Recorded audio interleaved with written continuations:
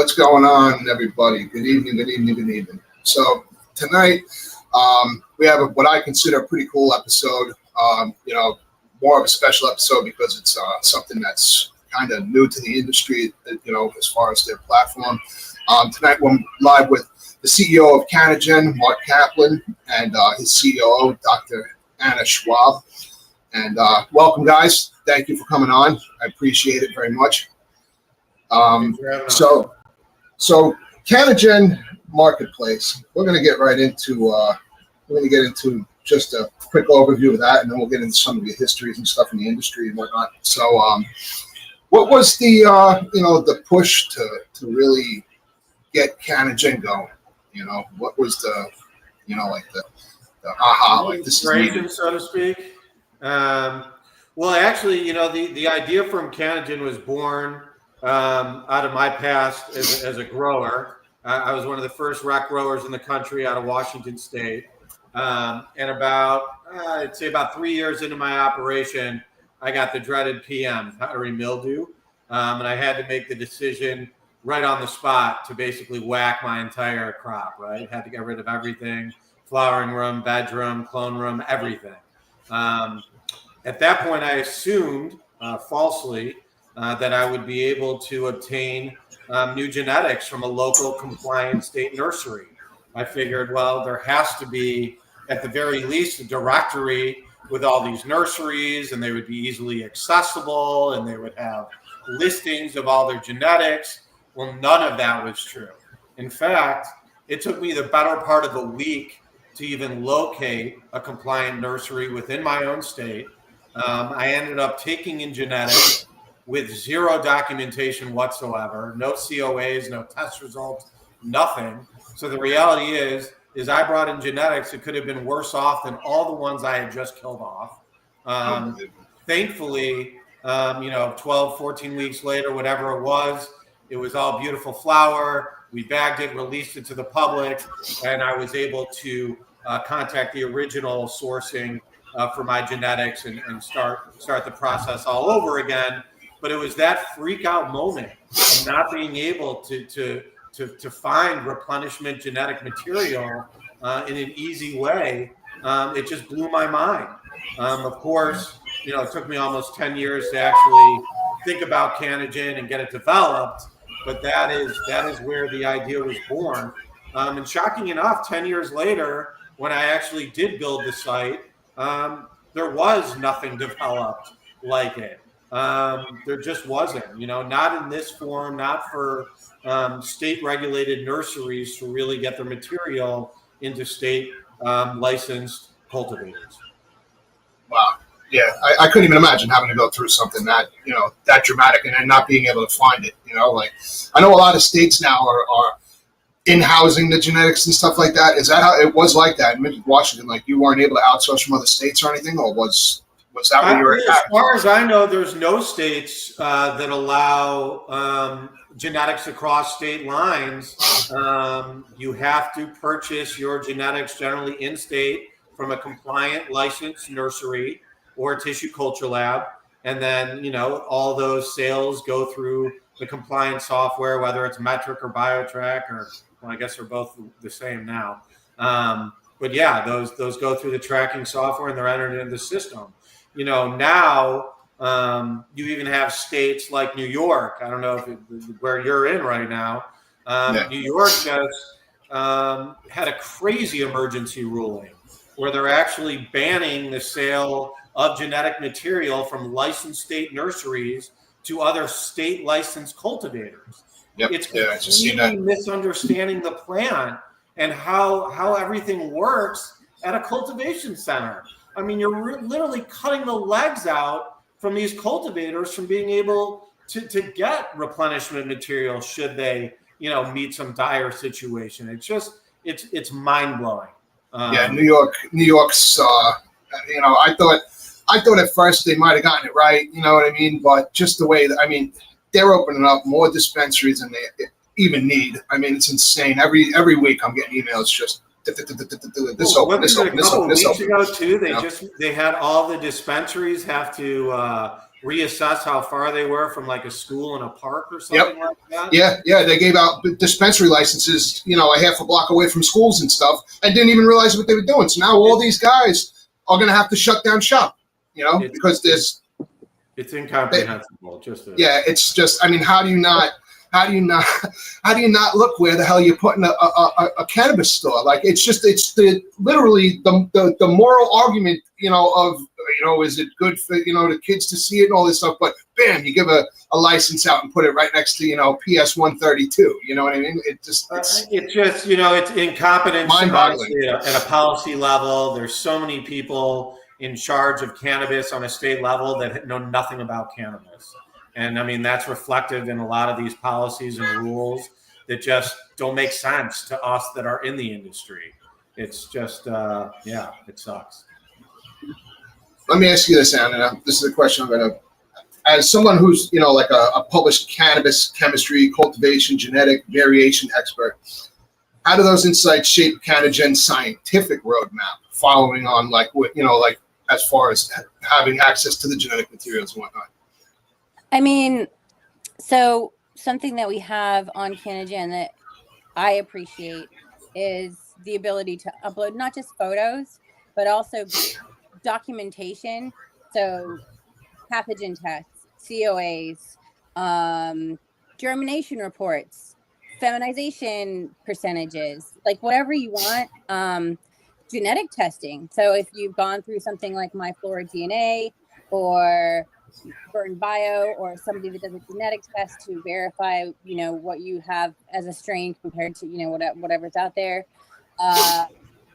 I appreciate that. And we have partners that we're working with to not necessarily like sell these services, but we do have partners, friends like Burn Bio and My Flora DNA and Segra that do things like tissue culture and pathogen testing. Should somebody be on the platform and they want to turn to one of these services, we do have solutions for that. So, some of the smaller cultivators too, or some of the smaller breeders that's what was just in my head. They don't have a lot of money to spend. And I have another company that I don't want to take over our talk today, but TrueCut. I'm working on a thing that for IP for breeders, identification, verification of strains, and making it more accessible and affordable for regular breeders instead of making it a pay-to-play type situation where you can only do it if you've got boatloads of money, which is really only for MSOs, and they're going the plant patent route because the traditional pathways to register new cultivars isn't an option for cannabis because of the federal status of it. So we need a better solution. So I've been working on that, and Canna-Gen and TrueCut will be definitely working together to help breeders register their strains, protect their IP, to verify what they're selling. So we are coming at it. We are working, I guess, alongside scientists and services to kind of prop that up and bring transparency and confidence to what we have.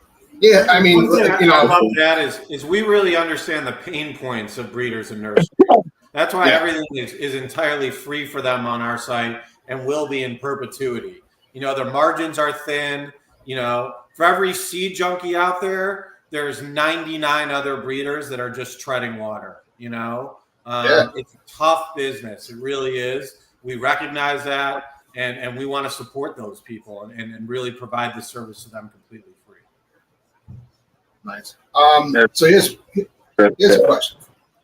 Let me introduce my partner here. This is my partner Jeremy J.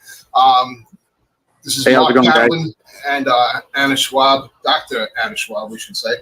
I like that. I love the doctor. I have captain on my license, on my driver's license. So it's like, the titles, I absolutely love it. It's something. It's like if you're given like a title, I don't care what it is. You know what I mean? But if it's like, I think you should be proud of it. So I love it when I did. I got given the nickname Dr. Cannabis a while ago, and my license my license plates, they're still Colorado plates, even though I'm in New Jersey, but they say Cannabis, and people crack up all the time. They're like, "Oh my God, Cannabis." I'm That's like, so yeah. funny. They don't know what I do, but they think it's funny. Let's see here. So having a background on it, like, you know, like a teaching background and stuff like that, you know, what does that help like bring to like your job with Canna-Gen as like the COO? You know, do you have more of an analytical look at everything? You know, like what's like the process behind it, like for you? You know, I mean, I don't know. I think what I bring to the table for Canna-Gen is, you know, Mark contacted me and roped me into Canna-Gen because he was told by somebody that he needed to put hemp on the site. And he was like, you know, hemp's totally unregulated. It's just the Wild West. And I was like, oh, no, it's not. Like, it is very strict. Like the actual like hemp, we're not talking like THCA or, you know, any of that stuff. We're talking like the actual hemp farmers that are in either the USDA program or a state program. There are a lot of rules, and there are even, you know, lists where there are forbidden strains that you can't grow. And if you want to grow something that the state program isn't familiar with, at least in New Jersey, you have to tell them, like you have to submit to them a COA, seedsman report, and then you have to get that seed approved before you can grow it. So there's a lot of regulations to hemp. And so Mark brought me in to be on the hemp side since I'm very familiar with the program. Every state is different. Like New Jersey has a 30-day harvest window. Most states have New Jersey has a 15-day harvest window. Most states have a 30-day harvest window. So depending on what state you're in, there's different rules and regulations. And so I think, you know, that's part of my expertise. But, you know, being a teacher, I also teach all of this stuff, all of the different regs, you know, knowing that the USDA is in charge of the hemp cultivation, but then once it's cultivated, it's DEA and FDA. And this is where this THCA loophole, you know, the loophole that everyone's using comes into play, and why we can ship seeds nationwide, even if they're THC type seeds or seedlings or clones. So there's like a lot of regulations there too that I have to know as a cannabis educator that Mark wouldn't have known without me on board. How do you anticipate? She fills all the gaps. You know, my background is I was a pure grower, so I came at this from a perspective of a cannabis lover and a cannabis grower that was in the trenches as one of the first rec growers. But she brings the science, she brings the knowledge. Like she said, I knew absolutely nothing about hemp. She developed that entire side of the site. We went from basically just cannabis sales to now type 1, type 2, type 3, type 4, type 5, you know, marijuana, all these different categories. She's definitely raised my expertise in all things cannabis and all things cannabis science.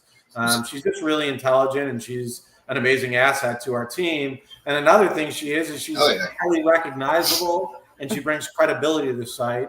I mean, even next week, she's going to be at MJ Unpacked on a giant panel with nice. three people that we can't wait to have as members of our site. So getting that type of visibility and having someone with her type of name recognition in that position is just invaluable to me.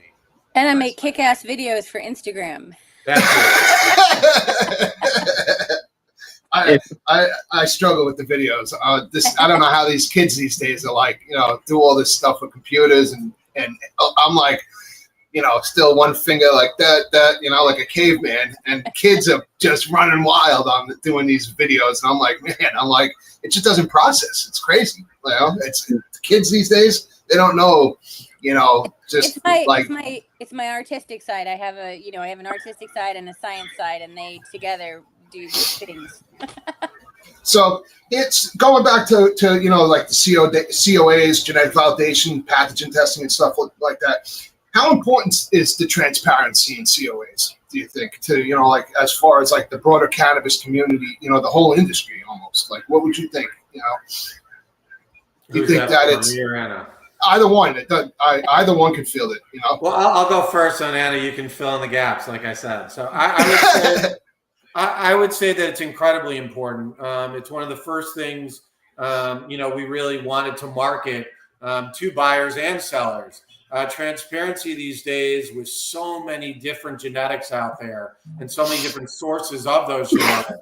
I mean, even on our site at some point, we envision a time where you're going to be able to search out a strain and you might literally have 100 different options for that strain.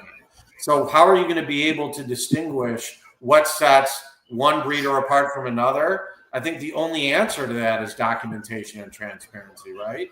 Being able to see the COAs, being able to see the test results, the pathogen results, knowing what type of care was given to breed that in the first place. If it comes from a tissue culture lab, is that going to start to take precedence over something that comes from just a standard nursery? It might. Those are all things that we offer on the site, and that transparency, in my eyes, is really important and does set us apart from anything before us. Anna?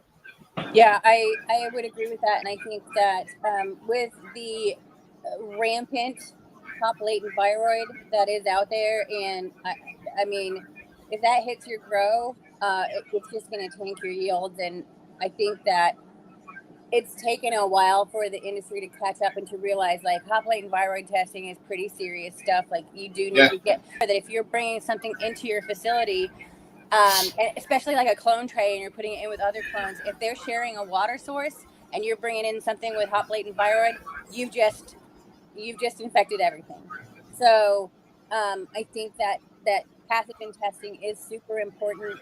I think that going into the future, like Mark said, if you search something like, let's use Blue Dream because I just did a post on it the other day, but like, you type in Blue Dream, you might pull up 20 different Blue Dreams. How are you going to figure out which one you want to spend your money on? What's going to be worth your dollars?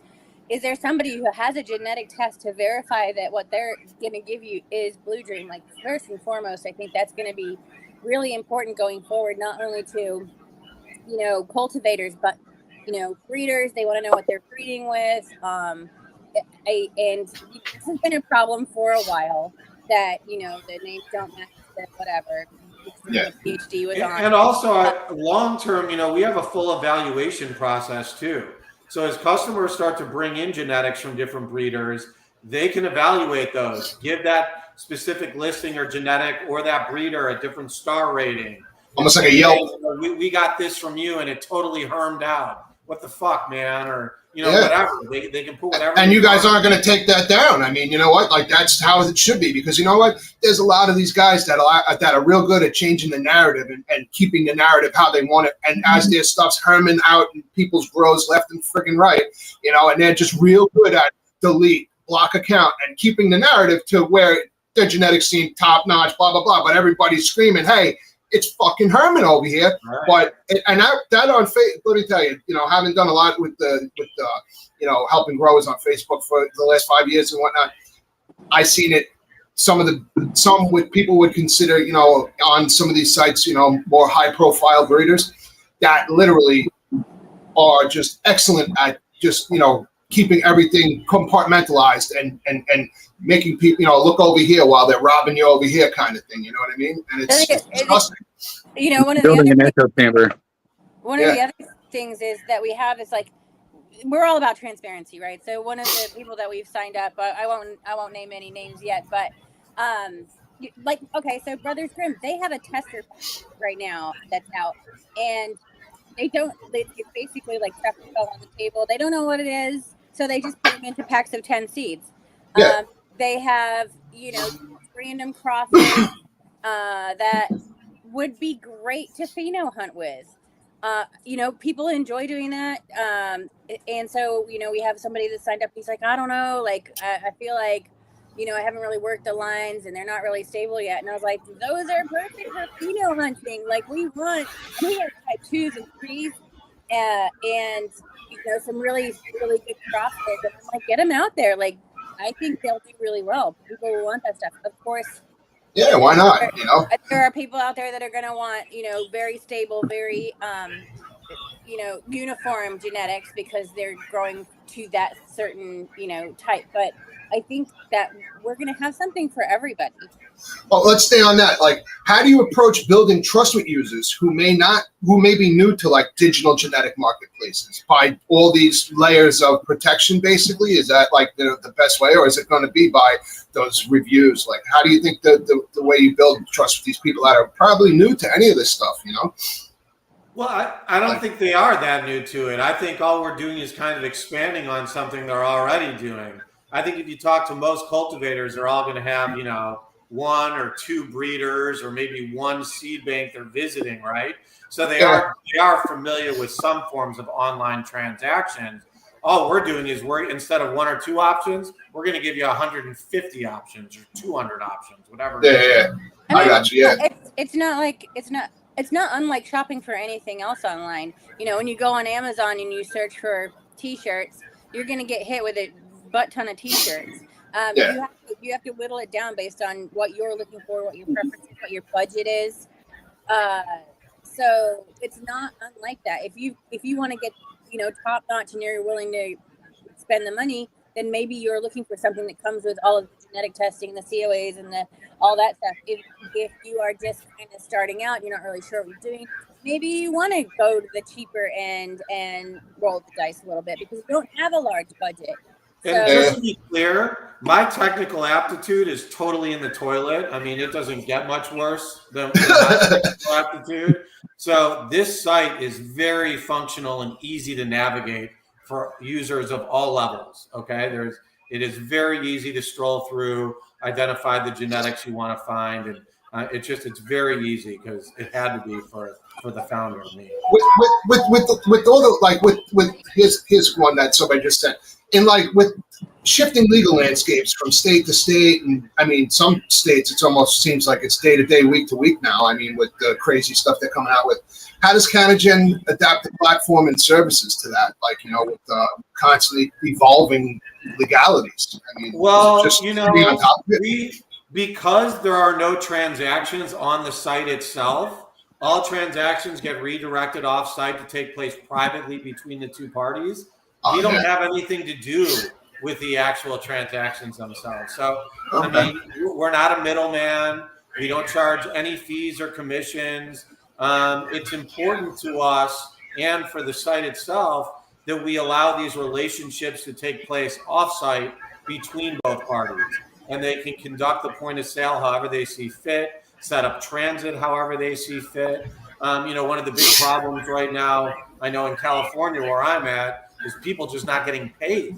And that includes even on nursery stock. They're delivering thousands of clones to cultivation centers and they're not getting paid at delivery or ever. It's absolutely crazy. So that's insane. We allow the seller to set the terms. Crazy, I know. Money first. Whoa. We're not going to deliver this unless you actually pay us. I know. Yeah. That's rule number one, man. Money first. Right. Yeah. So as far as that goes, there's going to be constant changes and crazy rule changes like the one we discussed earlier in New York. All we can do is continue to just get our message out there that we're really a solution to a lot of these issues that are being raised. We're here to help you through them. That's basically what are like some of the most like common misconceptions cultivators have about genetics, quality, documentation, stuff like that? You think a lot of people are well versed on it, or you think it's something that's lacking in the industry more? It's lacking. Well, I think if you're a licensed cultivator of any decent size, you better have an understanding of genetics because that's the backbone of your entire business. So if you don't understand genetics and you're a licensed cultivator, then I mean, what are you doing? You just want to go burn a couple $100,000 in the middle of a field? I mean, what are you doing? Yeah, genetics, all about genetics. If you don't know genetics, then you're going to get left behind. And I think that most of the reputable cultivators out there that you deal with, they understand genetics to a large extent. Anna, would you disagree with that, or what do you think? I don't know. I I am not a cultivator, so I think, Mark, you've been at the right end of that question to answer it better than me. Me as a geneticist, when somebody says, I'm looking for genetics, what you're really looking for is a phenotype. You don't, I think it's funny the way that we talk about genetics, and we're really just talking about like seeds and clones and things like that. That's not how I talk about genetics. So it's just, it's one of the language things that we deal with in cannabis. But, I mean, I don't know if there's any misconceptions. I think that in cannabis, it's ever evolving, it's ever revolving. Right now, and for the last couple of years, the hot things have been dessert strains, and I feel like people are going to start getting sick of that. That consumers are going to get tired of that, and I think they're going to start looking for some new sort of flavors and aromas. I don't think that the general public is ready for the gassy skunk cheese, dirty feet kind of. Yeah.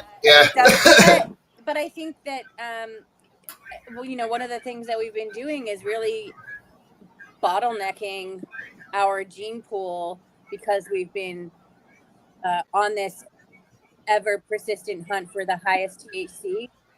I think that's starting to turn around, especially with all the lab shopping and people realizing, number one, THC isn't the thing. It's not about the higher the THC, the higher you get. It's more like the higher the THC, the shittier the weed.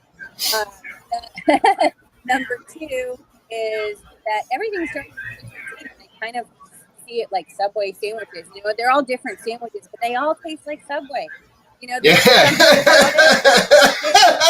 It's just, we've got the tuna sandwich and the ham sandwich and the this and the that. Yeah. How come the tuna tastes like the ham? I think that people are starting to get sick of that, and I think that there's going to be a search for new genetics, vintage genetics, like going back to the old stuff that isn't around anymore. And we have an amazing collaboration with Zomia Collective, which they have land race, like real land race stuff that they go around to all different countries and collect seeds. They have relationships with farmers in Thailand and Cambodia and Colombia. So we have some of these things that people are searching for to inject their breeding with stuff that has either been lost or hasn't yet been found. So I think that is going to start being really interesting to especially breeders and potentially cultivators too that want to start diversifying the things that they offer. And I think she's totally right from a flower point of view. Typically I run this genetics website, but personally, I'm obsessed with hash. That's what I consume on the rag. And from a hash perspective, it's like everything has to be Z or a Z cross or Z this, Z that. So it's funny how different it is. Yeah, from a flower perspective, we do need to kind of expand and get away from this THC craze. And she's absolutely right about all that. But from a hash perspective, it's weird. It's like we're all about this one cultivar and all the different crosses we can get off this one cultivar. At least that's how it is in the Cali hash scene. I don't know how it is out there. It's the same. It's the same everywhere, bro. You know what I mean? It's just everybody chasing that same. It gets so boring, bro. You know what I mean? Like I'm growing. I got 79 skunk going in my tent right now, and it's like it's got me transfixed. Like it stinks like somebody shit in my tent. But it's such a good smell. Like every time I open it up, it's the first thing that kicks me right in the chops. It's just the best smell you've ever smelled. All sorts of crazy. The thing is just like, doing like this. It's, it's over. It's just ugly. But, oh man, it's like, I haven't smelled it in years. You know what I mean? Like my brain's just like reprocessing the data now. And I'm like, oh, I remember that. Like, it's amazing. Like, so I can't wait. Cause like a lot of guys are finally starting to turn that corner. Like a couple of guys that I personally am real good friends with coming out with crosses based on off of these skunks. This one of the skunks that I'm actually growing is somebody else is actually using it in a breeding project, and it's, I mean, Pushing me those nugs, send me the hash.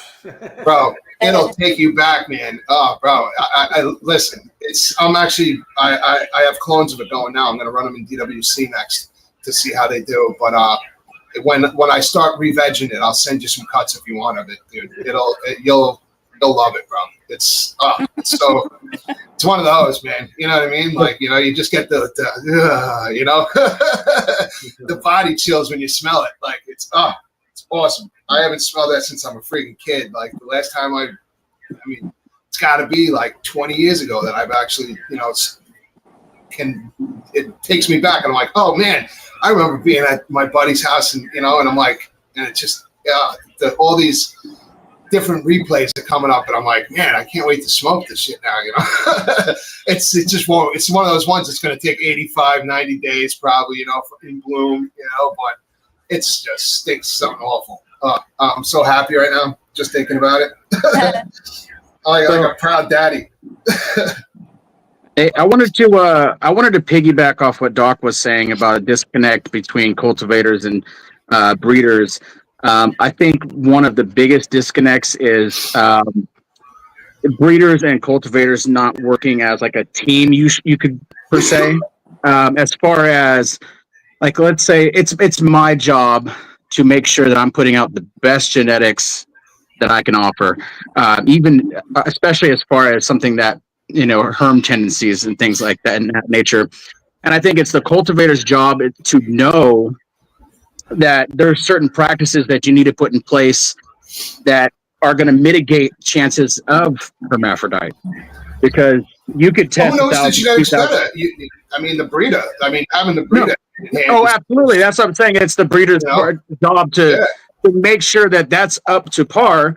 But if I'm a cultivator, and my money is going to be on the line, I'm not going to put 100% trust in a breeder. I'm going to practice what I need to do to also mitigate that, as far as like cleaning up lowers and stuff like that. You can test 1,000, 2,000, 3,000, 5,000 phenotypes. At the end of the day, cannabis wants to survive. It wants to pass on its genetics. It doesn't care if we get seeds in our bud. That's not it. That's not its. That's not the way that it thinks, and that it evolves. It probably stresses. Wait, does it stress them? Do you think it's? This might be something that you might. Do you think it stresses these like fem plants out because, you know, like he's saying, like they want to, you know, succeed. They want to, you know, procreate or whatnot. Do you think female seeds are just a stressful, you know, like, is that like their pattern, like more? Do you think that they're more prone to stress events? That's kind of hard to pinpoint. In my experience, the more sexually stable a cultivar, the harder it's going to be to reverse. So, but that's not necessarily 100% true. But in my experience, all the cultivars that we have tested out that have had close to either zero or close to zero hermaphroditic traits have been ones that were very hard to reverse. That meant like using different variables in our practices on reversing that plant. Because I remember our Frulato 38, it took me 7 different attempts to get her to finally drop some viable pollen. And then lo and behold, all of her offspring, we haven't had a single problem with in the last 5 years. So I could, that's something I could put my name on. What causes those with that kind of a thing with the plant like that? It won't take on, you know, like if you're spraying the shit out of it with STS and all this stuff, and it just will not revert. What's causing that? Like, what is the main? So as he was saying, like, the plant just wants to make seed. Its whole goal in life is to set seed and pass its genetics on to the next generation. If they can't do that, and we are forcing cannabis not to do that by separating males and females, and the females will do whatever they can to make sure that they make at least one seed to get through and ensure their survival, right? So called the legacy seed. But, you know, stress, like think about how we stress out. Stress is different for everybody, and same for the plants. Like some plants stress out if you forget to, you know, water them one day. They're like, oh my God, I'm going to die. And they'll just or you turn a light on accidentally, and oh my God, I'm going to die. And they die.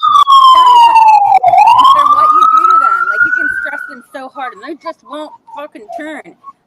They're, you know, they're That's me. like the Queen of England. I'm not gonna fucking no. Spectrum of stress, and if you're doing reverse sexing, and that's breeding, which is how most of it is done, you don't want to use something that stresses out really easy. You want to push that plant and make sure that it's not gonna just herm on a dime.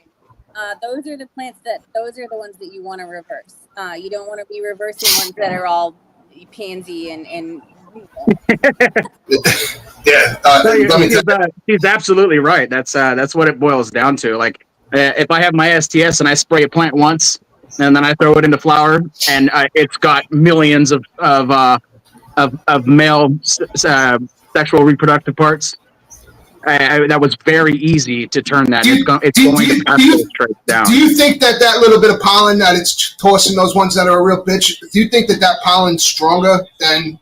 Is it a higher, like, you know, is it a more viable pollen, like, let's say, because it's only throwing such a little bit out? Is it, you know, like super sperm? You know what I mean? Like, almost. You know what I'm saying? Like, you know, I don't know the actual like nitty gritty science behind it, but in my experience, any reversal pollen is going to have way less successful pollination rates and problems than a male.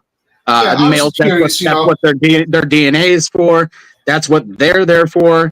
They've been doing it for millennia, and reversing is so new compared to that in that scale, and it's just not natural, you could say. But in my experience, reversed pollen is a lot harder to take, produces a lot less seeds. So it's definitely, I would say, in my experience, not stronger or more viable than natural male pollen. So I want to go back a little bit to like, you know, what got you guys involved with cannabis? You know, I could start like with Anna. You know, like what made you go, you know, as far as somebody who took the science side of it? You know, what was the drive to cannabis? You know, and Mark, the same thing on your side as far as starting out cultivation and whatnot. What was it that like got you into it? You know what I mean? That's a good question. So, not going back to 1980 something, myself, but you know, first experiences with growing, and then college, and then really where I started actually like pursuing the science and the research in cannabis was. So I had my master's degree in population genetics, looking at hybridization between two closely related cactus, totally unrelated to cannabis. But then I got a job at the Denver Botanic Gardens running their conservation genetics lab. And that's when Colorado legalized for adult use. And there was interesting questions that were coming up, like, how come when I go to different dispensaries and buy Blue Dream, they're different? Like, they shouldn't be different. They should be both Blue Dream, right? So they should have the same effects, but they don't. So my brain's ticking, going, that is a really easy question to answer with my background. And so I had the really unique opportunity to do that research.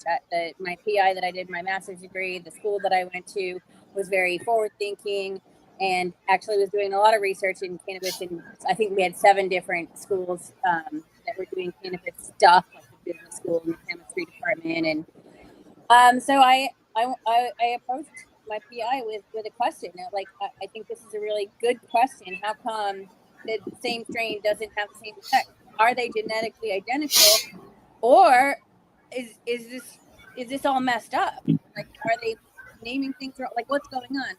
So that's where I started research. And I would answer that question, and 3 more questions would pop up, and then I'd answer one of those, and then 3 more would pop up. So it just like snowballed into this after that, after the next thing, after the next thing, and we landed on, oh my God, THC inflation. Like, what's on the label is not what it's testing at. What the hell's going on with that? And then I graduated. but you know, there's still a ton of questions, and there's still a lot of research that needs to be done. But that's where I got interested in. Well, not where I got interested, but that's where I really started gung ho on cannabis and learning about it and doing things with it, and becoming Dr. Cannabis. Mine is far less thought-provoking than that. I got stoned for the first time at this thing called Jamboree at high school. It was like this all-night basketball tournament. Loved it. Basically was obsessed with cannabis ever since. I mean, look, cannabis didn't even legalize until I was 35. So the first 15 years of my professional life, I was in, corporate sales. I was trading stock. I was a market maker for a little while. But all the while, I was flipping packs and, getting high the whole time. Always had my eye on moving to a state that legalized as soon as it happened. And sure enough, 2012 came around. It legalized. I looked at my fiance. I said, "Do you want to move to Colorado or do you want to move to Washington?" That was literally it. It was one or the other. Like the two states that were legalizing, I was going to move to one of them, and I was going to open a grow. And the rest is kind of history. I mean, marijuana has always just been a huge part of my life. I don't know. I love the plant. I think I was right before people started getting diagnosed for ADHD. And I always felt like cannabis was my way of kind of self-medicating myself. ADHD, I've never been diagnosed with that, but I think ADHD's half bullshit. Cannabis is something that's always just kind of leveled me. Like I don't feel like I ever get like crazy high, but it levels me and it just kind of makes me who I am in a weird way. It definitely makes me a better parent. It makes me a better person. I'm so fond of it in every way, and I'm not a high-strung dude. Involved in the industry. I'm not a high-strung dude, but it definitely levels me out. Like I've always been just you know what I mean, like that. Like nothing bothers me. Like kind of it's weird, but like with it on that same side when I wasn't smoking. I was way more, like, I guess I would say like numb to more shit. I think smoking like kind of brings me to like where I'm like, more aware of stuff that I really wasn't ever aware of before. You know what I mean? Like it really like opened up like a different, thing. And I noticed that like when I'm not smoking, I'm literally like just, my wife does not use cannabis at all. She probably hasn't touched the stuff in 11 years. But the second I don't use it, she'll look at me and be like, "Can you please go get high?" You're like,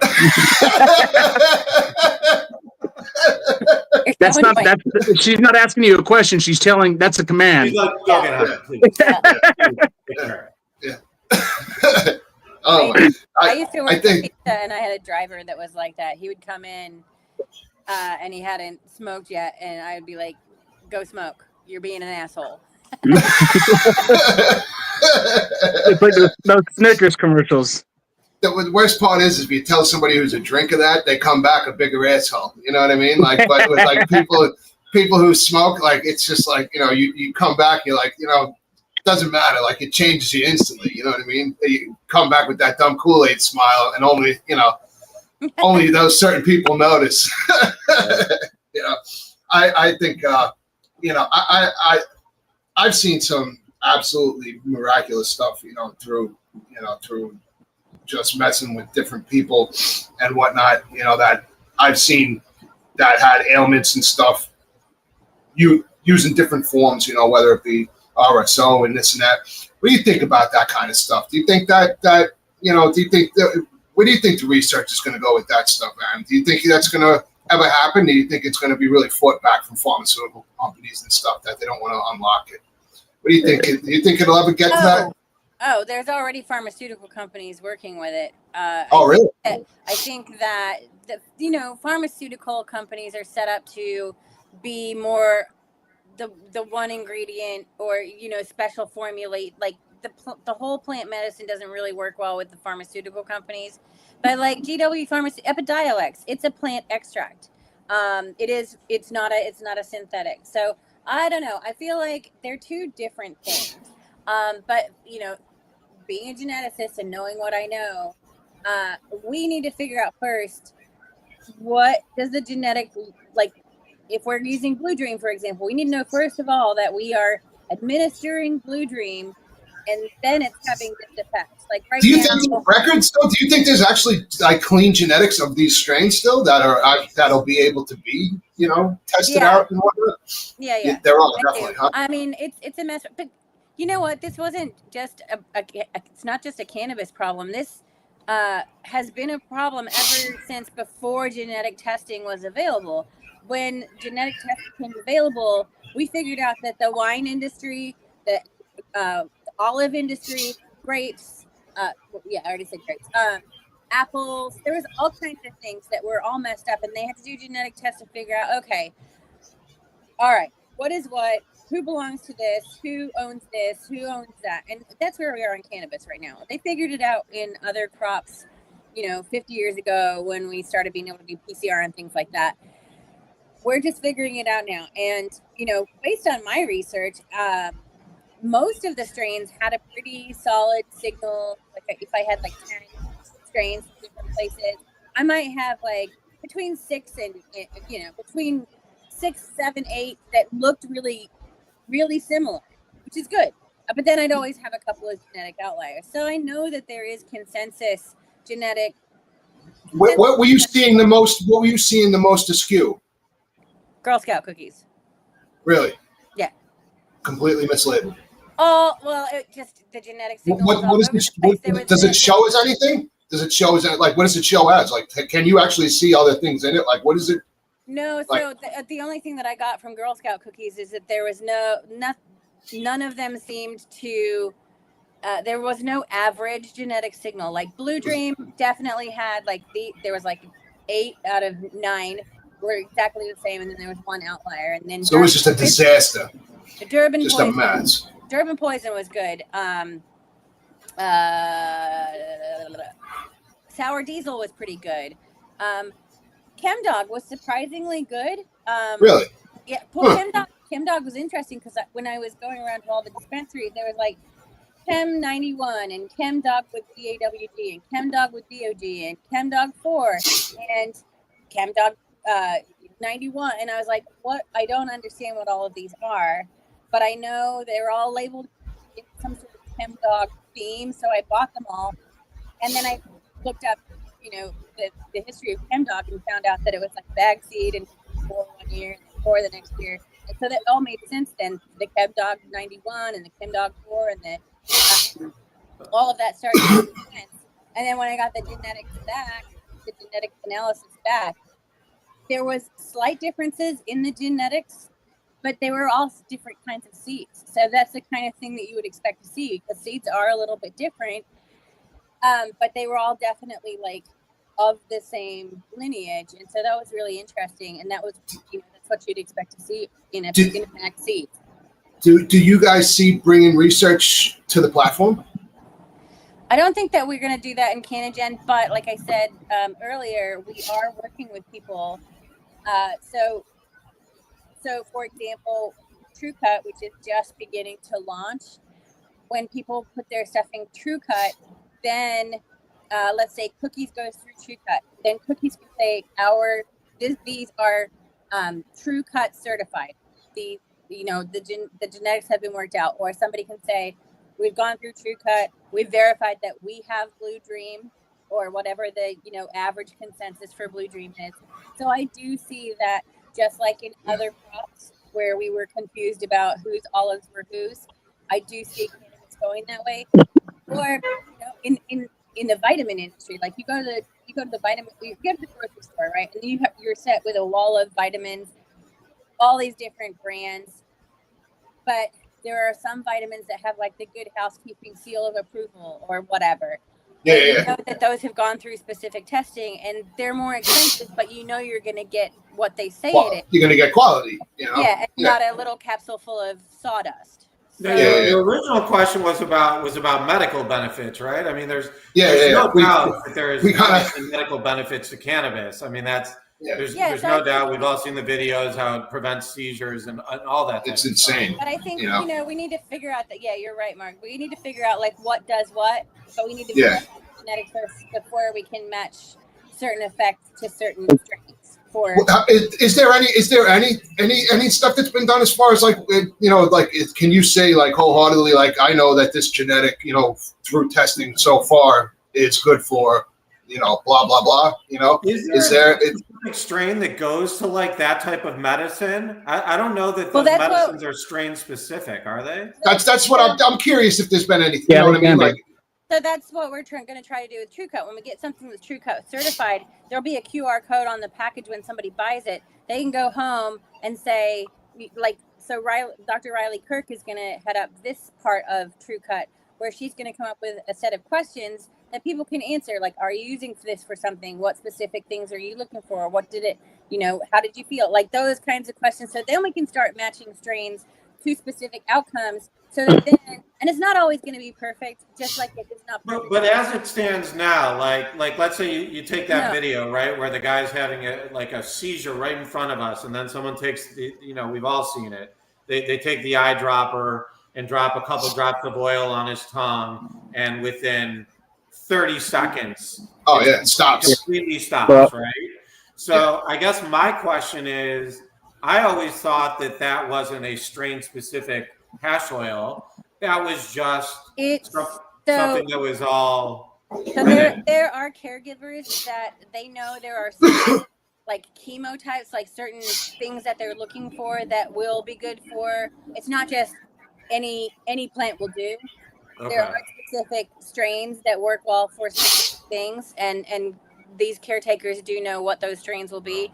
And I have a friend here in New Jersey. There is one strain it's the only thing that treats her epilepsy. Nothing else works. And in fact, there are some strains that make it work. So yes, it can be strain specific, and we do need to start figuring out what are these things and what works for what, so that people aren't, and there's like anxiety disorders, and there's some strains that make you more anxious. Yeah.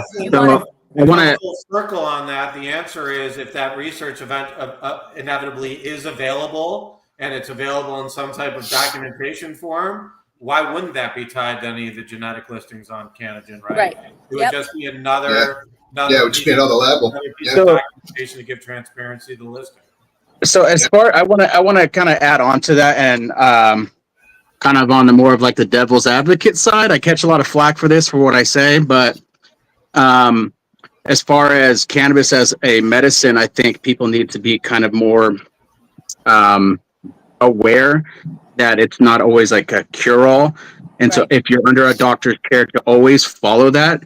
I've been a paramedic the last 12 years. There have been a couple of cases that I've responded to where a pediatric has stopped taking their Keppra per their patients and started cannabis because the cannabis was taking the seizures out immediately, was controlling them for a few months. And then unfortunately, this pediatric passed away from a grand mal seizure, a full clonic type seizure in the middle of the night after stopping the Keppra. So I always tell people, you got to do your own research, but always follow, if you're under a doctor's care, all of that. And I think as far as cannabis as medicine, it's got to kind of be 100% and pinpoint before we can say, hey, yes, this absolutely does, or yes, this absolutely doesn't work for that. I think that's the biggest problem between like pharmaceutical companies and using cannabis as a remedy. If it's something minor, like, hey, it gets rid of my headaches, then that's a low risk. You can keep doing that. But I think if it like something to do with your heart, seizures, things of that nature, to be a little bit more cautious with it and, still follow the directions of your physician. Oh, no doubt. I don't think that, anyone considers it to be a cure, more of a treatment, right? Yeah. But absolutely. You always should follow your physician's advice. Yeah. I wouldn't, take, Joe Stoner's medical advice, you know what I mean, over, your doctors any day, you know what I mean? I just think anybody who doesn't, and would just trust somebody growing weed, I would tend to think that person's got some more issues than, you'd be surprised how many people are out there that would, so. I mean, I do talk to Dr. Weedy once a year to get my med rec. Yeah.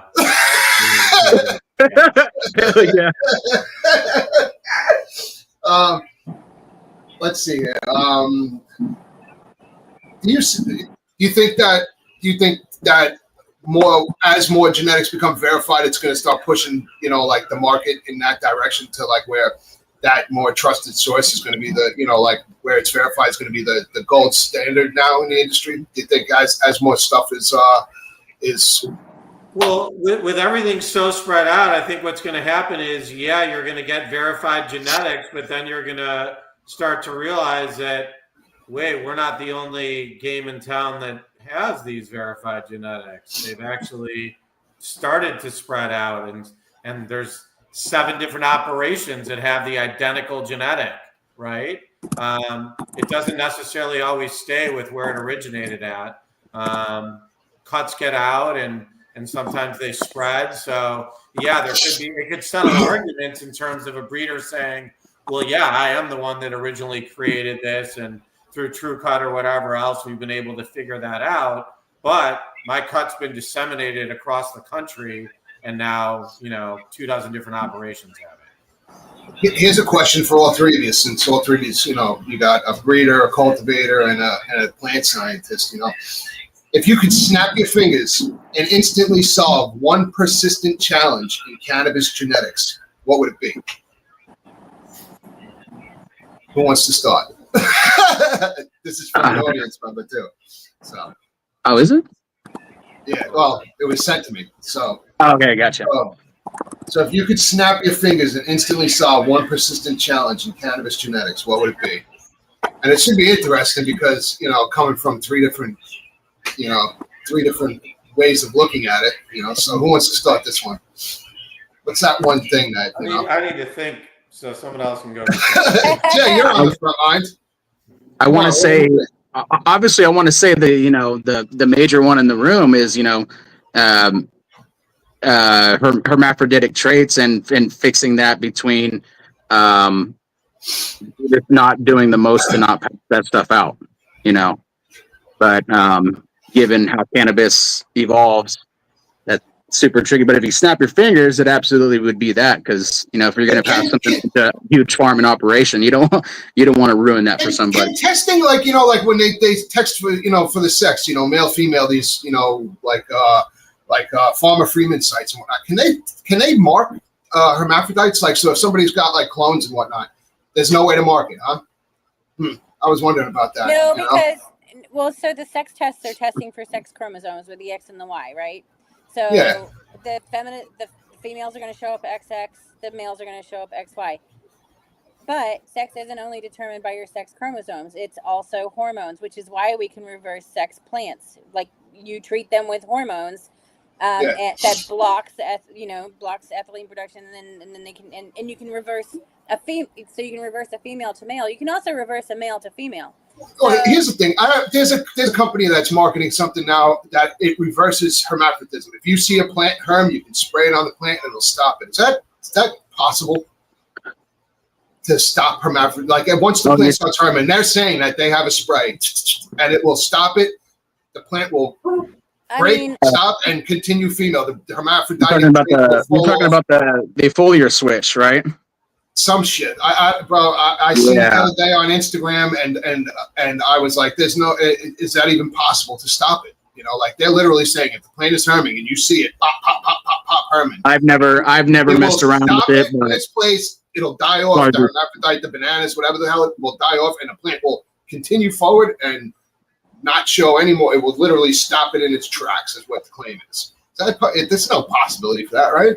I mean, what the hell? What could possibly do that? Like, I mean, I'm not familiar with the product or the process, but I'm guessing that they're just treating it with the hormone to reverse that. But I don't know. I don't know if it would be a permanent switch. I'm gonna find it because it's in my.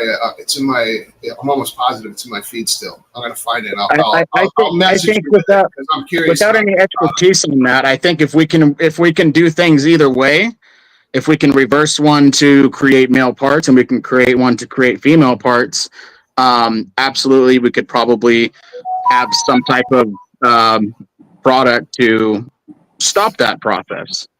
But I know there was a product. The product you're talking about has been around for quite a long time now. I've never personally used it. So I don't know, but if I'm just going off the top of my head, I think if we can switch either way, we probably could stop Bloom them. yellow bottles. You know, Bloom yellow bottles. That's who it is. Bloom yellow bottles. I never heard of that. I don't know. I wouldn't put all your money in that change purse.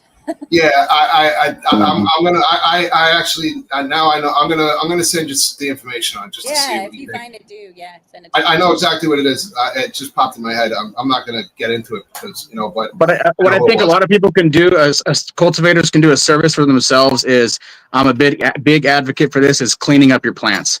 Clean up your lowers. That's where most harms are going to happen. That's where they get the less light. They're last to get nutrients. If you're gonna see harms, 95% of the time it's gonna be on your lowers.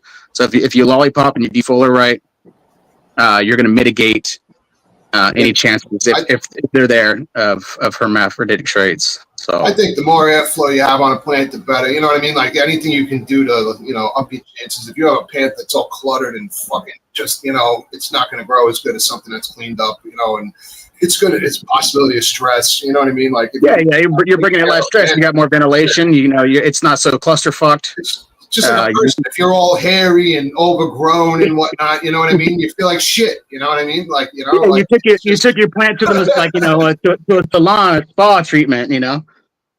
Less stress. I mean, I see the that.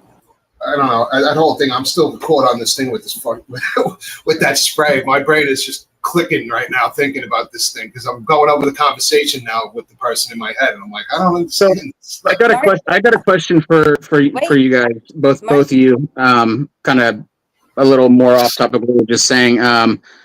I'm coming from somebody who is now banned from. This is a major subject: Facebook and Instagram.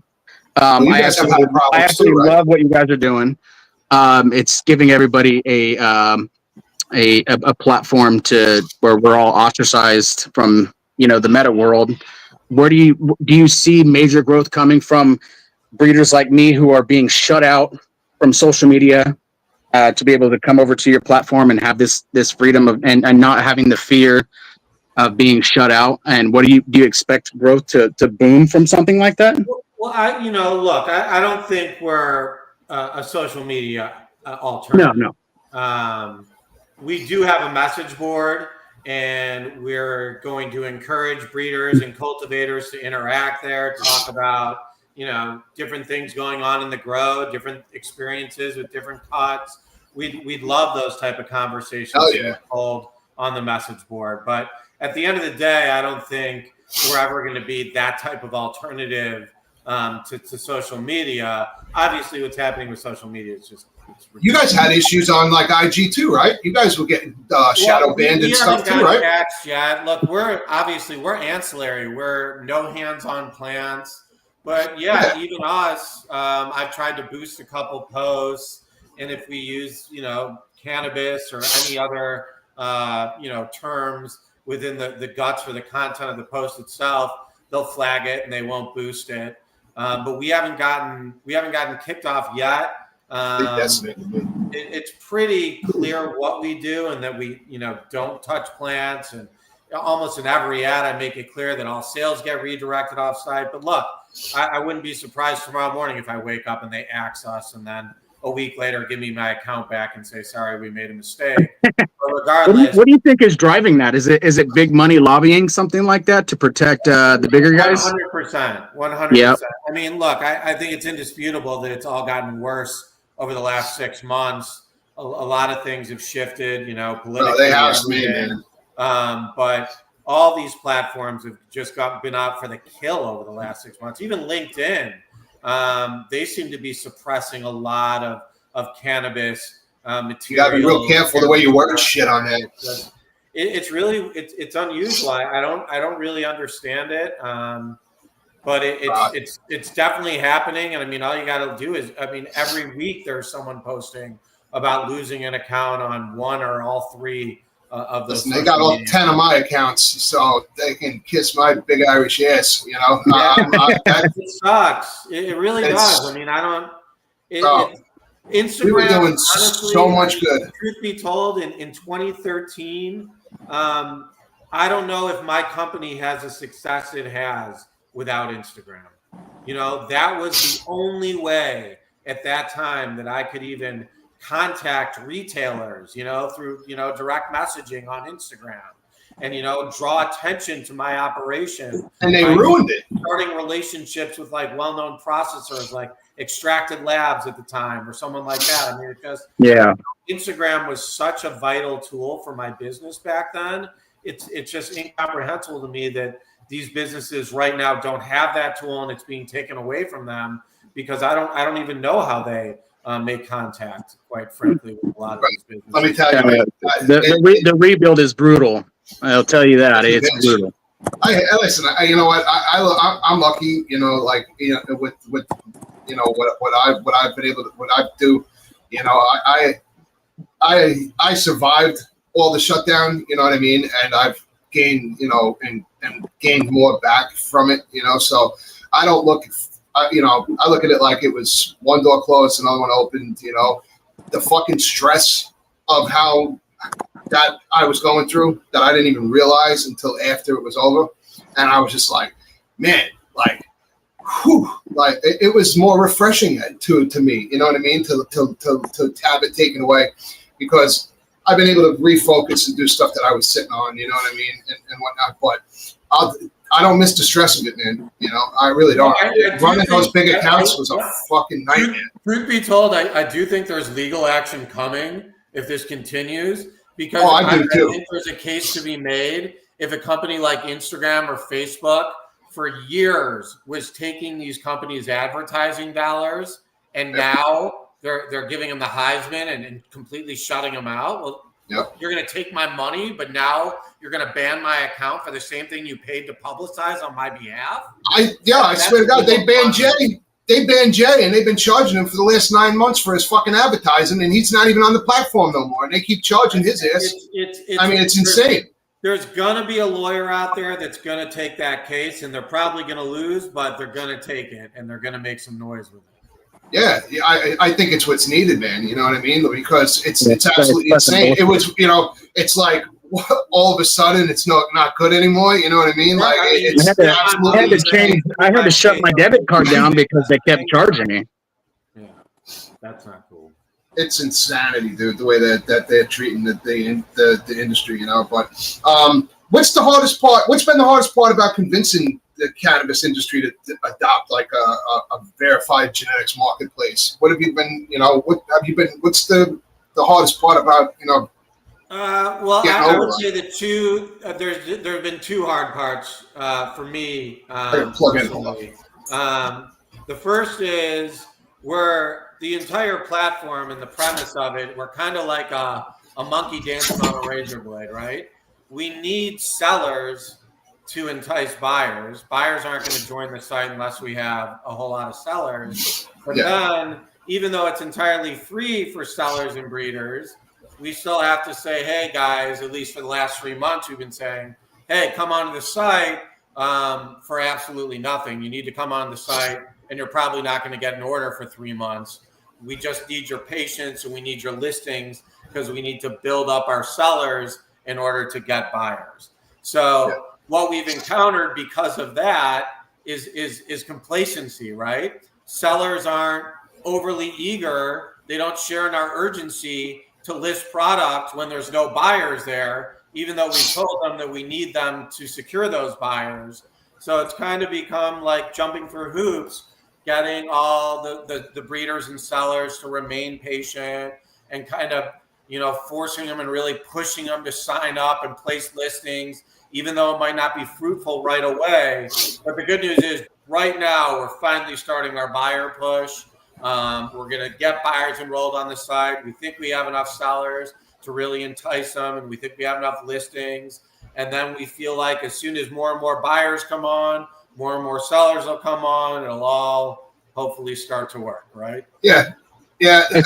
From the people I've talked to, it's pretty much, you know, it's like a wait and see kind of attitude that I'm, you know, that I bumped into, you know, and it's like, you know, it's with anything else with the cannabis industry. It's like, you know, somebody had to fucking jump in first. You know what I mean? Like, you know, so it's like, you know, and usually the people who jump in first are the ones who reap the best, the benefits. You know what I mean? Like, there's guys who got in and got out. You know, you never know. You know, you never know, and that's why I look at it like, you know, one of those things. Right? You can't price much better than free, like, and $30 a month for amazing. cultivators is an afterthought. So price is never going to be a viable objection. The only viable objection is just bandwidth and a commitment to see this through and just join the site and hope that it does really become a staple in the industry, which is what our vision is.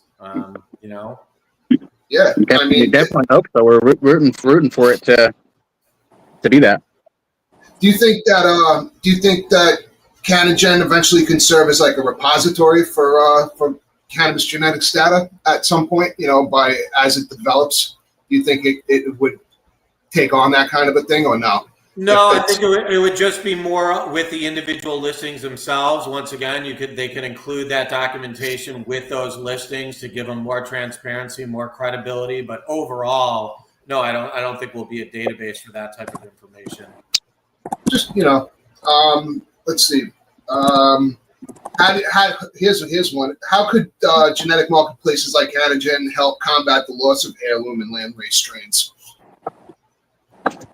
Do you think that, you know, by having them listed and whatnot, it can help, you know, start to preserve more of it?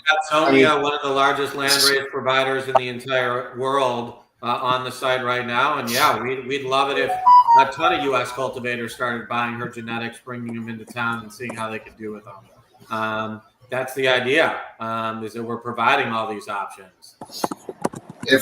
If Canna-Gen can only be known for... How did you respond to that? You can respond to messages on here? I didn't know that. Because I have a PhD, Mark. I was like, I wanted to answer that question about Strainly, and you did it. How did you do Actually, that? Strainly's crazy. I try to, and it doesn't let me respond. Because I have to set something up, and I always forget to do it prior. All right. My other response Strainly requires Bitcoin. Oh yeah, they do, right? You know, and Bitcoin ain't cheap, man. Like, you don't get much Bitcoin for, you know, like I still don't understand how they chop that shit up, you know, into such minutia, but it is insane. Like the amount of money it costs for one Bitcoin, it just doesn't even make sense to me. You know, like how in the hell do you value something that's nothing? You know what I mean? Like, it's just, you're creating, you know, it's literally just so counterintuitive to me. Like, you know, it's just like I can go and print out Wally World bucks. You know what I mean? Like, and you know, and I don't mean to sound ignorant here, but wasn't it the same thing as all those like digital like 8 pictures and shit like too? What was that called? Remember? Yeah. I know what you're talking about. Not NFTs. NFTs, like what? Yeah. Wasn't NFTs like the same principle as Bitcoin? You literally just made up some random shit and people bought it. Yeah. I don't understand any of it. I really don't. Yeah. That NFT stuff. That I didn't buy it 5 years ago, but I don't understand it. I forget what it stands for. Non something token. Non-fungible token. Fungible token. Yeah. But people pay an arm and a leg for the dumbest shit. You know what I mean? Like I don't understand it. You know, I'm lucky I can figure out how to use this AI camera. You know what I mean? Like, I'm with you, brother. I told you, technical CEO after with whatever. Yeah. Let's see here. Oh, here we go. What role do you think artificial intelligence might play in genetics matching or trait prediction for cultivators? You think AI can create strains that'll just, you know, for and whatnot that'll just think AI will be part of it? I think that with big data and large data sets, like, I mean, we're not collecting data on Canna-Gen, but there are, you know, like TrueCut is going to be creating a large database, and I think that AI might and machine learning and big data might be able to help with predicting outcomes of crosses if we have Oh yeah, genetic data. that would be wild. Yeah. That So would be wild. the guy that I'm working with at TrueCut, he is a big data AI like whiz That's thing interesting.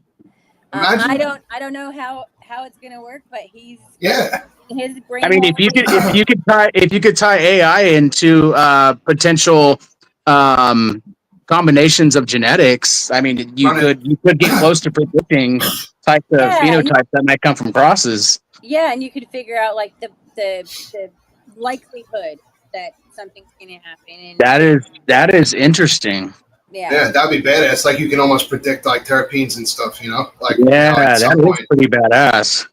It'd be cool though to see what an AI would come up with. Like if you just threw in there, like run me, run this to an IBL and throw a bunch of shit in there and see like what it would come up with and if like what it would predict and stuff. It would be interesting to see how it would chop it up, to run it back and everything back and forth. That would be. I wonder. Do you think? I don't. Most of them they don't even acknowledge cannabis. Half these friggin' AIs. You write a cannabis in there and they get all squirrely on you anyway. So I don't even know if it would. Yeah, that just ties into everything. Cannabis being shut out. You can't. Yeah, You can't. I don't even know if it would be able. Yeah, I don't think half the platforms out there would allow you to even do it. I think Grok from Twitter X is the only thing that's more lax for cannabis as far as AI, but everything else is like hell no, absolutely not. Didn't Colin Clark from Neverwinter Botanicals post something about AI, and he was literally using it to for his feeding schedules. His feeding schedules, yeah, he put it in. I mean, he's like, AI can do so many different things. It's like, yeah, he said he's been running he put in whatever the stuff he uses and whatnot, and it did his soil blend and it's doing his feeding schedule and stuff. Yeah, that shit's crazy, but I mean, I did one with because I use a lot of like one for hydroform. I use a lot of roots organic stuff, for home growers and stuff like that. And I put it in there to give me like a thing, and it kind of screwed the pooch on me. Like it wasn't able to throw back like a good one. Like it made no sense because I use it and I know how to use it, and like I know how much this and that, and it came back with numbers that was so ridiculous that I was like, it don't even make sense, So I'm wondering how he worded it, because wording with the AI has a lot to do with how you get results too. And I thought I was really, really descriptive on it and put, like their recommendations in, and and it came back so off of what even they recommend. It was just bizarre. And it's like. And that information's like public record too, like, you know what I mean? Like what's on the back of the bag, you can find that online. Like, so like even by putting that in, it made no sense. I've literally never used AI. Well, I've used it once, but it was through the original builder of our website. And he's like, dude, have you ever used AI? I'm like, no. He's like, well, you can do your whole terms and conditions right now in like 1 minute. All you got to do is tell AI to do it. And I was like, Can you do it? And he did it. He typed it in like a little paragraph of what he wanted my terms and conditions to be, and poof, it came out. And that is now the terms and conditions on my site with some very minor changes from me. But that is literally the only interaction I've ever had with AI in my life. Here's a good question. How do you see Canna-Gen adapting to international markets as more countries legalize? Do you guys see that you guys going international if it takes off and whatnot? We already have international listers, sellers. Oh, you do? All right. Zomia, we already said the land race. Where's she out of? It depends where they're at on any given day. Okay, fair enough. Yeah, we got Sensible Seeds. They're based in the UK. Okay. We've got Alpha Type. They're based out of Colombia. They've got more nursery space and even conception nurseries in California. Might be the biggest nursery space in the whole world. Wow. So we already have 3 international sellers, and we're willing to welcome more. Most of them, or the 3 of them, I believe, do have a U.S. distribution point. Obviously, I think shipping directly internationally without a U.S. distribution point would probably create some issues on the back end between the two parties. So they do need to have that distribution. That's one thing to figure out is international shipping. That's a big problem. Yeah, I was going to say that I personally see us having an option when you log in to pick your country. Okay. Because I think that we could have a Canadian Canna-Gen, a Canadian, and I've talked to some yeah, whatever you said. I've been talking to a woman in Australia who is basically been put in charge by the Australian government for cannabis genetics, and she's like, I don't know anything about it. She loves Canna-Gen. She's like, bring it to Australia, and we're like, oh, we're not there yet. But that could potentially, we could hook up Australian and New Zealand buyers and sellers because we don't have to be there. We just have to set up the platform. But yes, we have big dreams, but right now, I mean, we're just trying to bring it to New York. I mean, I think Canna-Gen could be good for the international market in the sense of the problem that we're seeing now, and this kind of ties into what you were talking about earlier, Doc, is that how do we know what we're getting? You got a lot of smaller home growers saying like, oh, I hate this, and this, and like, oh, what'd you grow? Where's it from? Like, oh, I got this from Barney's farm in Europe or Spain or whatever. Like, oh, did you really grow gelato? Or I don't think you did. So getting falsified genetics from Europe at the moment is kind of a big problem in the cannabis industry. So I see if you could tie international markets together, then we could kind of mitigate that verification and the genetics as far as buyers knowing that they're getting exactly that, because it's a huge problem now. Yeah, and TrueCut is actually set up to be a genetic verification identification platform for internationally. So if we're working with TrueCut, Canna-Gen is working with TrueCut, then we could potentially have international imports that have already been verified through TrueCut that then can be listed on Canna-Gen. I think with stuff like this, I think one of the trends you'll see with more people listing on sites like this and whatnot too is you'll see a lot of these just bad breeders squeezed out a little bit more. You know what I mean? As more genetics become available, as more stuff becomes verified, et cetera, I think you're going to start to see a lot of these Facebook breeders and Instagram breeders and just guys that literally, fly by night guys. I mean, that open up different companies and just the bad actors. I think you'll see squeezed out more and more. Apparently, I hear it's called market maturity. But right now, as in terms of breeders, at the end of the day, there's no protection, right? You don't get IP, you release it into the ether and it's gone. Somebody's stolen it, somebody's renamed it, somebody's breeding with it. That too. There's not a lot I could say I bred whatever I want. You can. Yeah. And so there's really no incentive for breeders to put in all that extra work and genetics when they know at the end of the day they're just gonna lose it. So why not just make cuts? It makes sense right now, but it needs to change, right? Because breeders need to feed their kids and their dogs and keep the lights on, and they should be getting paid for their creation, for their art, for their work. So that's I'm fighting for breeders' rights and but I digress. If here's one for you, if Canna-Gen can only be known for one industry-changing impact, what do you want it to be? Mark.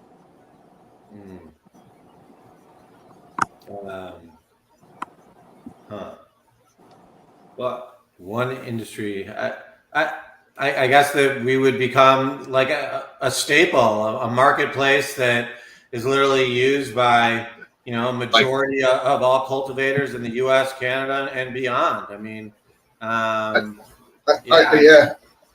think that's really the goal here, right? Is we want this to be well populated by almost everybody. We want this to be an outlet that becomes as useful a tool to these cultivators as a compliance system like Metric or BioTrack. We want it to be an everyday use. How do you keep these kind of guys out of a marketplace like that? You know what I mean? Like what's the safeguard to keep these guys, these willy-nilly kind of breeders out of it just by, I mean, like, well, what's the protection? We're not policing the sell side as much as we are the buy side. So on the buy side, you have to, we have a full license verification process. You have to be a state licensed cultivator for either cannabis or marijuana or hemp. As far as sellers go, what we found is there are, especially a lot of the old school and legacy breeders, they never got the state licensing because they didn't care about getting the state licensing. Yeah. Seed packs, for the most part, there's no real enforcement out there. It's kind of been in this gray area forever. I mean, even trade shows before legalization, you had some of these guys selling seed packs. It's just kind of not legalization. We're not there yet. I mean, on a state level, like if you went to Washington State Canna-Con right at the beginning of legalization, there would have been 20 booths with people selling seed packs, and none of them were licensed within the state of Washington to do so. It's just kind of this gray area with a lot of breeders and sellers. So we're not really policing our sellers. We're allowing breeders to go on there, list their products. What we said earlier, it's all about visibility and what type of documentation they provide to try to. Eventually, if somebody's selling bullshit, it's going to come out on the site. There's going to be a buyer who's going to be like, yeah, this guy. No matter what you have or what you sell, the cream always rises to the top. Yeah, it's going to pop. And the poor players are always identified. They're going to get 100%. 1-star reviews. They're going to get things on the message board that they won't do well. I think I think the good thing is that I think that sites like this will inevitably almost be policeable in the way that assholes know if they come on there and start selling a bunch of bunk garbage, it's going to come out. So it's like, most people don't. That's what I was going to say. I think it's almost like, it's almost its own enforcement. You know what I mean? Because most people, there's going to be a lot of eyes eventually on it. And it's just one of those things that I think people will be scared of, more or less, I think we will police it to the extent where if there's like a very shady player, you'll just boot them. We'll remove them. But also, there's the flip side too. There's a lot of really talented small. Of course. That they don't have name recognition. Their outlet is Instagram, and they don't have the reach that they should. And Canna-Gen is a place where they can start. And I do all the marketing at the moment, all the social media marketing for all of our stuff. I highlight, I do a breeder spotlight. So if, you've got great stuff and you're a small breeder and you're on Canna-Gen, I am going to push out your stuff. And, there's lots of cultivators out there that they want to bring something in that's unique. They want to try something that's not their usual go-to. Yeah. So, on the flip side, there's a good chance that if you're a good breeder, if you're really talented, this could help you get your name out there. Oh yeah. I definitely think that 100%. I look at it like this with with breeders and cultivators and stuff like that. Guys, that make their own strains and stuff. Eventually, if your shit's good, it's gonna, like they say, cream rises to the top. Like Mark said a few minutes ago. I think that eventually, no matter how small some of these guys are, it just takes that, that one chance. You know what I mean? Like a company jumps on and buys a run of seed and runs it, in their commercial space, and everybody goes crazy for it. So sites like this, I think, could really make people's, different things happen for them. I think it doesn't make sense to me not to try something like this. It really doesn't. Because it's literally, it's like that. I know guys, they're friends of mine that, that have their stuff in commercial grows every year. Every time their stuff comes out, places pick it up, run their stuff. It goes to market, and people love it, and it's literally taking them from, like what they were saying, like Travis from Tarantula was saying last week. He's like, there was times where I didn't even know, like how I was going to keep the lights on in my house, and he's like, and then he started the run, with his with the commercial side, and he does all his own genetics, and then a couple places started buying it, he put it out there, and now, he's every time, his stuff sells out every time, and it's like, and it was just from one place taking a chance, and then, they put out like, this shit was great. And boom, boom, boom, you got more accounts, so stuff like this, it can make your day, Yeah, I look at it like anything's worth, you throw enough shit at the wall, something's got to stick, you know what I mean? So, it doesn't make sense not to cover your bases on a site like this. It's counterintuitive to me, it really is, because like I said, it's just that the how would you put it, like the scope of it is, like look at that company down in what we're saying, that the biggest place in the world with what do you call it? Something like that. Yeah. If something like that, just, a place that has that big of a facility comes across your stuff and they just like what you're doing, you know what I mean? Like, it's just, I don't know. To me, it's crazy that people aren't jumping behind it, like more and more, like the holdout stuff. It doesn't make sense to me, it's like buying stock from a company that's a blue chip, almost, those blue chips pay off. But I know we've been on for quite a while, and I know we've covered a lot. Is there anything that you guys, want to put out there that, that for people that are going to watch this later and stuff, to know, or, anything? I'm sure Mark has more to say.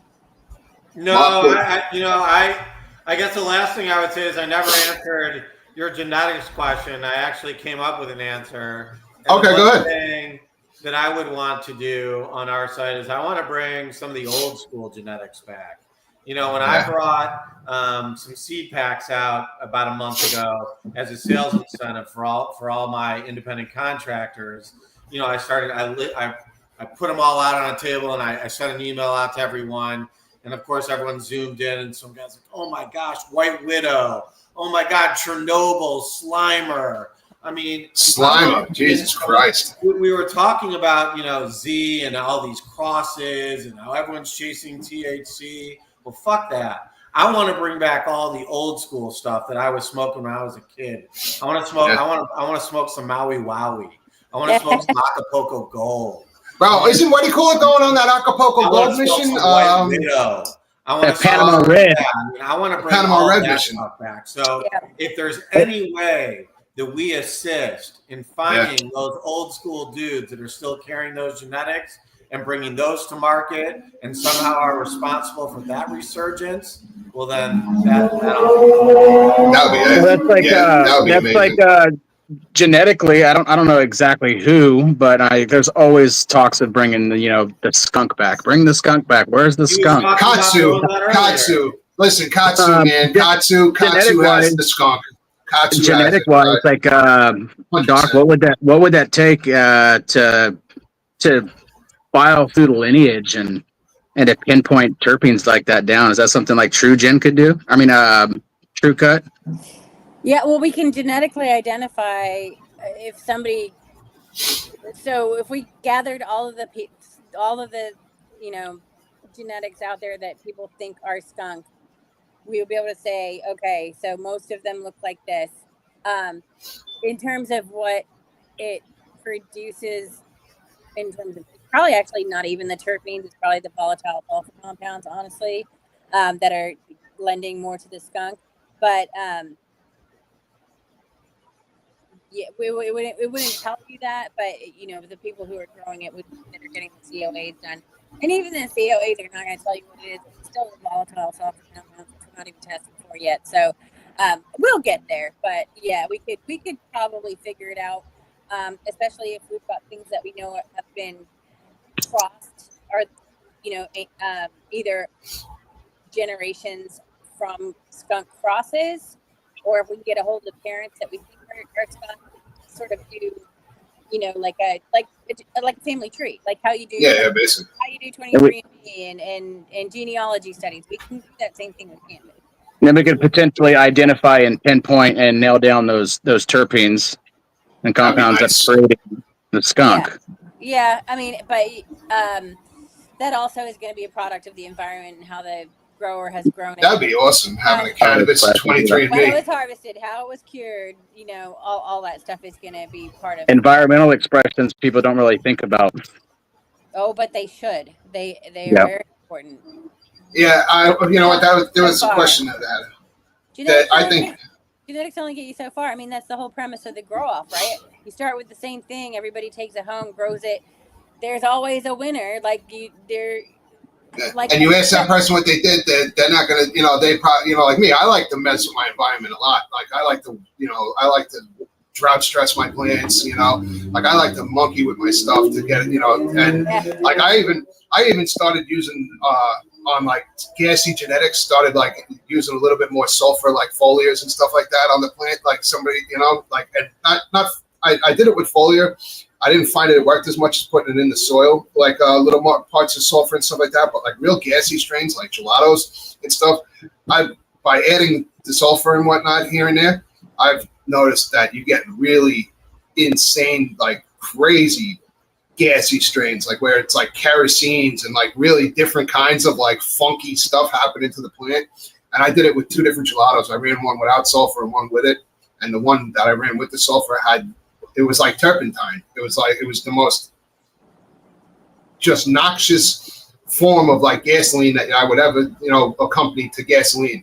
The other one had just like, like a normal gas smell to it and whatnot. But I'm curious to see like, how, like you said, with the sulfur compounds, the stuff they find out about it, because I've seen that it can make differences in the plant, you know what I mean? And it's very small amounts, you know what I mean? Like it's not a lot that I've used to do it, but it's the gelatos I've noticed take on just this insane, it's literally like, I don't even know how to explain it. It's like rocket fuel smell. It's just, I don't know, but I'm really curious to see how that kind of stuff comes to play with, being able to drive more, skunk smells and stuff out of plants, Yeah.